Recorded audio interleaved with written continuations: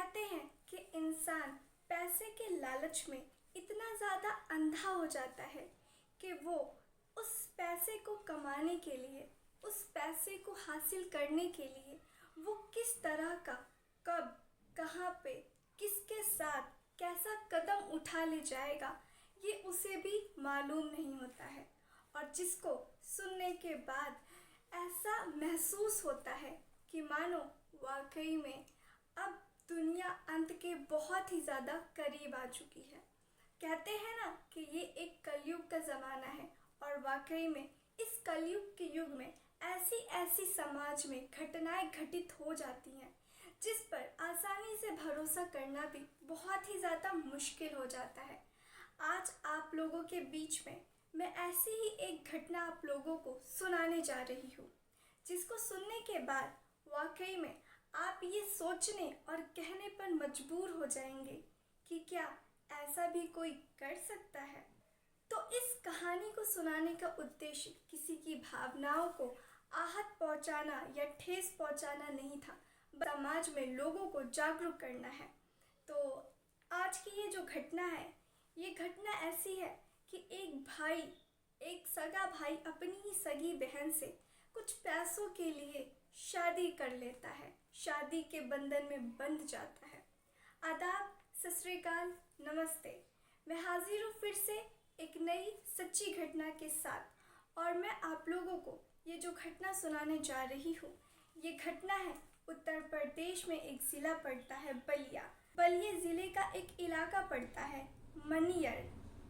तो योगी सरकार के द्वारा एक ऐसा नियम और कानून लाया गया था जिसमें कि जो गरीब परिवार के लोग हैं, जिनकी शादी करने में बहुत सारी अड़चनें आती हैं, वो पैसों से संबंधित हो या किसी और चीज़ों से, इसलिए योगी सरकार ने एक बहुत ही ज़्यादा गरीबों की सहायता करने के लिए अच्छी एक स्कीम बनाई थी, जिसके तहत कि जो गरीब लोग हैं वो बिना किसी पैसे के, बिना किसी दहेज के बहुत ही आराम से सामूहिक शादी के तहत शादी कर सकते हैं। तो इसी स्कीम का गलत फ़ायदा उठाते हुए महाराजगंज में 5 मार्च 2024 को एक ऐसी ही घटना घटित होती है, जिसमें कि ऐसा होता है कि जो वहाँ पर एक मंडप एक कॉलेज होता है, इंटर कॉलेज, उसमें एक मंडप का आयोजन किया जाता है सामूहिक शादी कराने के लिए, जिसमें कि जो दुल्हन होती हैं उनकी संख्या करीब 80 होती है, और जो दूल्हे होते हैं उनकी संख्या कम पड़ जाती है। अब जो की संख्या कम हो जाती है,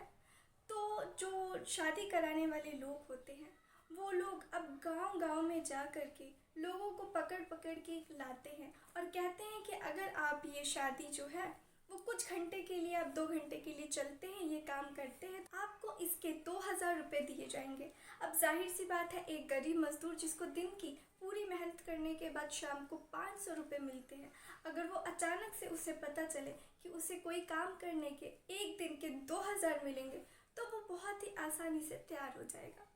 तो यही होता है, गांव के कुछ लोगों को राज़ी कर लिया जाता है, कुछ मज़दूरों को। अब वो लोग 2-2 हज़ार रुपये के लिए शादी करने के लिए तैयार हो जाते हैं। ऐसी एक घटना होती है जिसमें कि एक पति और एक पत्नी होते हैं, ये खबर उन तक भी आती है।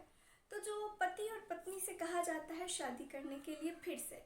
क्योंकि वो लोगों को पैसे की लालच होती है, और ये जो शादी के तहत आपको पैसे भी ये दिए जाते हैं, और जो घरेलू सामान होते हैं ज़रूरतों के, वो सामान भी दिए जाते हैं। तो कहते हैं ना, लोग लालच के चक्कर में इतने ज़्यादा अंधे हो जाते हैं कि वो कुछ भी कर डालते हैं। तो इन लोगों ने फैसला किया, पति और पत्नी ने, कि वो पुनः शादी करेंगे ये सामान के लालच में। उसके बाद जो पत्नी होती है, वो पत्नी तो पहुंच जाती है मंडप में, लेकिन जो पति होता है वो आने में बहुत ही ज़्यादा देरी कर देता है। लोग उसकी राह देखते हैं, उसका इंतज़ार करते हैं, मगर उसका पति नहीं आता है। ऐसे में सब लोग परेशान हो जाते हैं कि शादी का जो मुहूर्त है वो निकला जा रहा है, अब इसका पति आ नहीं रहा है, तो अब इसकी शादी कैसे कराई जाएगी, शादी तो कैंसिल करना पड़ेगा। तो जो पत्नी होती है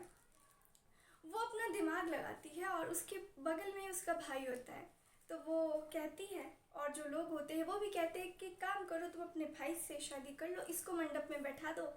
और जो पैसे होंगे, जो तुम्हारे जहेज के सामान मिलेंगे, वो आप लोगों के हो जाएंगे। तो पत्नी को ये बात ठीक लगती है और वो अपने ही सगे भाई से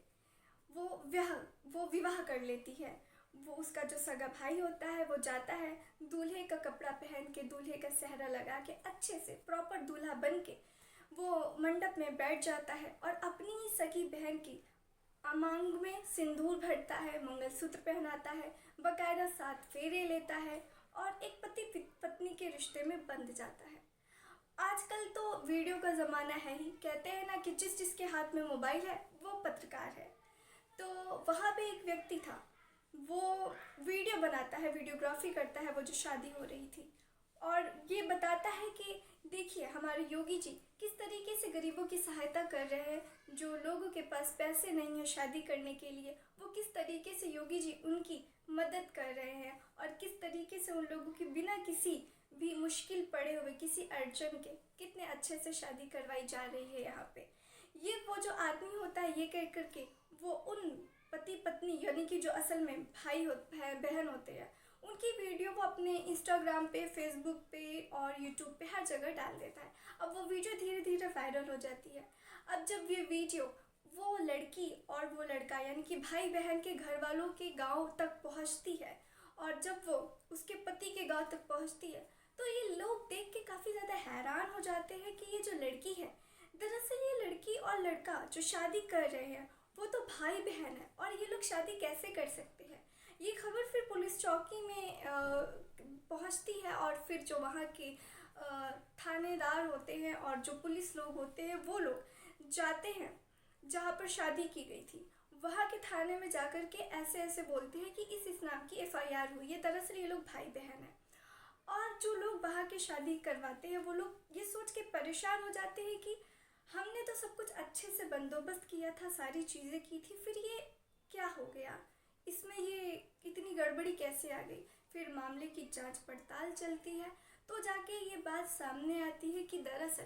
पैसों के लालच में इस बहन ने अपने ही सगे भाई से शादी करने का फैसला ले लिया था, और ये दोनों अब पति पत्नी के बंधन में बंध चुके हैं, सिर्फ कुछ पैसों और सामान के लालच में। तो ये कहते हैं ना कि समाज में पैसों की इतना ज़्यादा लालच बढ़ चुकी है कि कौन व्यक्ति किसके साथ कब कहाँ क्या कर डालेगा, ये उसे खुद भी पता नहीं होता है।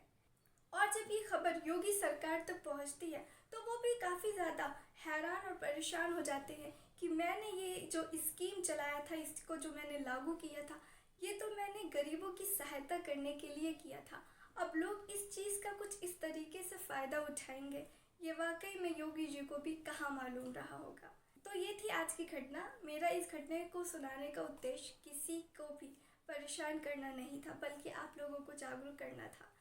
और एक चीज़ कहना चाहती हूँ कि ये जो मेरा चैनल है ये नया है, तो मुझे आप लोगों के प्यार और सपोर्ट की बहुत ही ज़्यादा आवश्यकता है। तो कृपया करके मेरे चैनल को लाइक करके सब्सक्राइब कर ले, और कमेंट सेक्शन में प्यारे प्यारे से कमेंट्स कर दे, मुझे कमेंट्स पढ़ के बहुत ही ज़्यादा खुशी होती है।